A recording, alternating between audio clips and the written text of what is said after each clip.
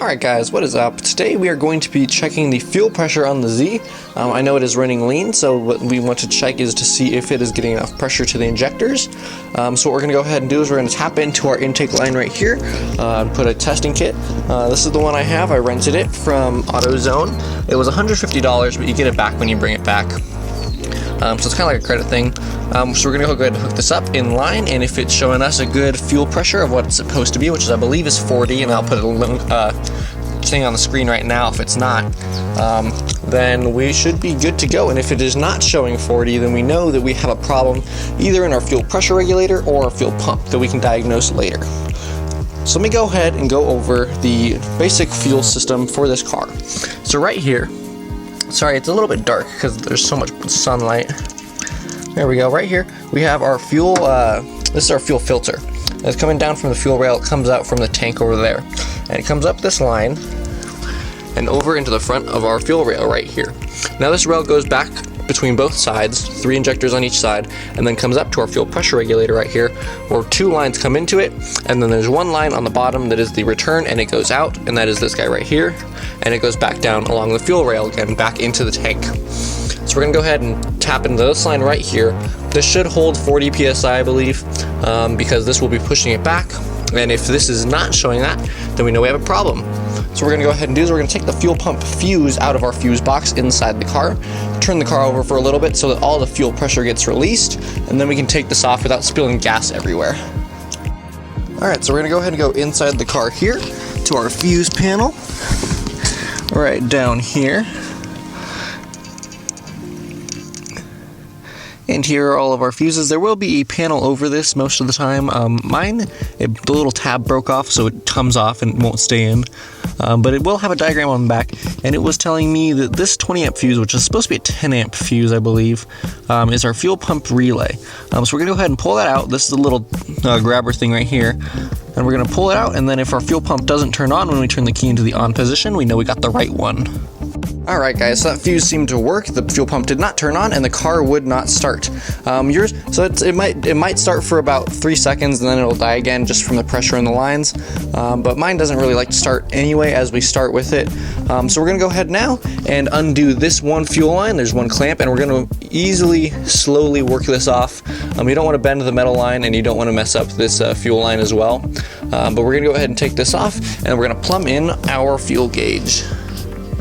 Alright, so I ended up having to take it off from the fuel filter side. This side was a little bit too far on.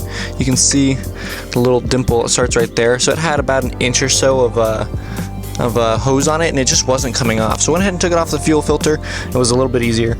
And you definitely want to catch any fuel left over from the line into a little bin. You don't want it falling on your exhaust manifold specifically, because that can catch fire once we start the car to get the pressure. So we're going to go ahead and do now. The kit comes with this little piece of 5/16 hose. That is what we are using. This 5/16 is the size. We're going to stick this on the fuel filter right here, and then the other end is going to go into this barb fitting, just like that. And then that hose we just took off is going to come on the other side. We're going to clamp everything down. It comes with a few of these little clamps, and we're going to go ahead and start the car and see what the pressure says. Alright guys, so as you can see, that gauge is all set up now. We've got that piece of tubing going to the T, and then going up into the intake here.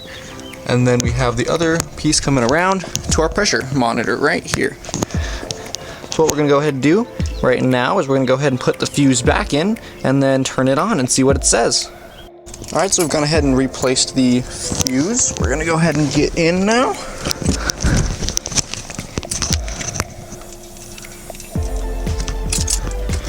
We're going to turn the key, prime the fuel, and we're going to go ahead and turn the car on. Alright guys, so as you can see, our fuel pressure is right around, let me hold this up for us. It's right around 30 psi. So I'm going to go ahead and double check on the psi that this should be. And if it is supposed to be at 40, then we have obviously found our problem. If it is supposed to be at 30, then we know that this is not a problem for us. Alright guys, so I went ahead and checked, and it is supposed to be about 37 psi with the key on and the ignition off, or the engine off. So right now the engine is not running, but the key is on. And we were holding about 34, I'd say, maybe 35. So that points to it's.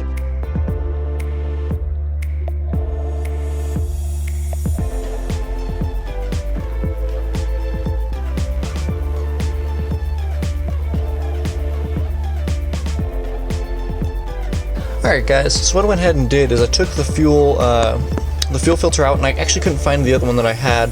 It's hiding somewhere, but I don't have it right now. So what I did is I took some 5/16 hose, put it all the way down to the bottom. This is not the setup I did, I'm just putting this so it plugs it up. And I just connected this hose to this hose with a little T in between. I did not run it like that because if you have any particulate matter coming from your tank, it will go into your injectors and clog them. But I did prime the fuel system, and it was still reading about 34 to 35 psi.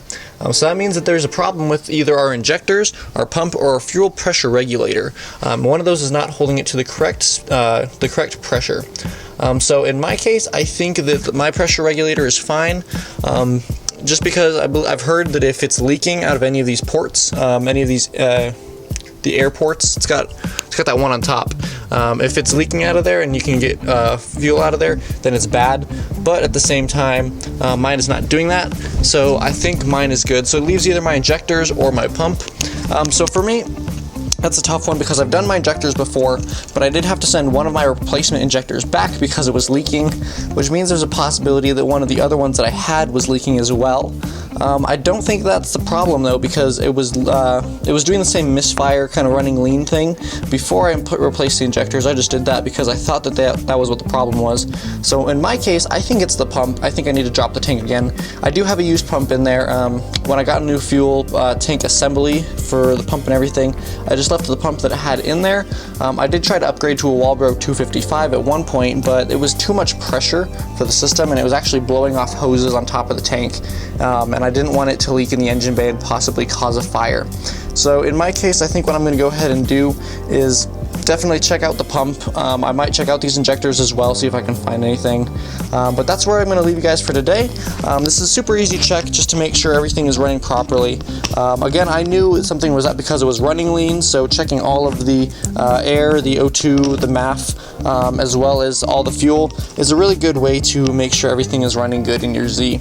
If you guys have any questions about what we did today, or you want to know a little bit more about the Z, any of the problems that I've had in the past, or you're having the same thing, you can drop a comment down below, or head over to thezgarage.net, and then there is a contact tab that you can fill out a nice big form explaining all the problems that you've had, and I'll send you guys an email back.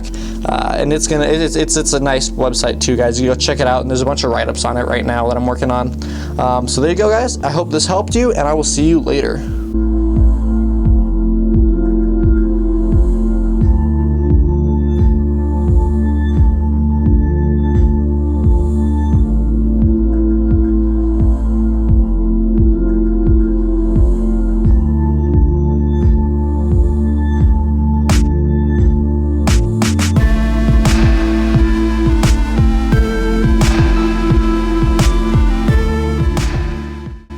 Alright guys, well, it was actually a couple of days later, just putting a little update at the end of this video, and what I've gone ahead and did is I verified that it is the pump itself that is the problem. So I went ahead and took a new piece of fuel line, took it up and around into a fuel filter going into here, and then the fuel filter, it just dumps into the container, and then from there I have my Walbro 255 that I actually took out of here.